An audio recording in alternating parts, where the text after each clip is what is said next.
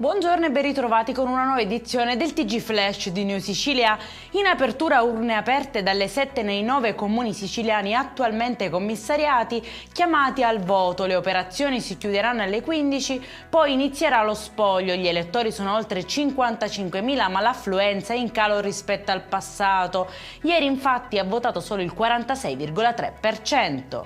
Arrestati a Siracusa 2 carabinieri e un poliziotto che avrebbero richiesto e ottenuto prestazioni sessuali da una donna in cambio di favori e presunti interventi in merito a una vicenda giudiziaria e problematiche di vicinato.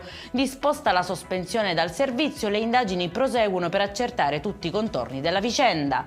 Incidente shock a Biancavilla nel Catanese. Un camion con escavatore si è ribaltato sfondando un muro e finendo nel giardino di un'abitazione privata.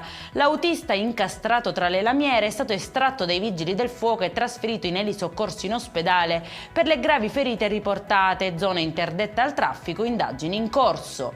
È finito in manetta un minorenne a Trapani che aveva trasformato la sua abitazione abusiva in un vero bunker progettato per evitare intrusioni esterne, con grate blindate alle porte e finestre e un sistema di videosorveglianza alle entrate. Nel rifugio nascondeva cocaina, crack, contanti e un bilancino. Dopo la convalida il giovane è stato affidato a una comunità per minori.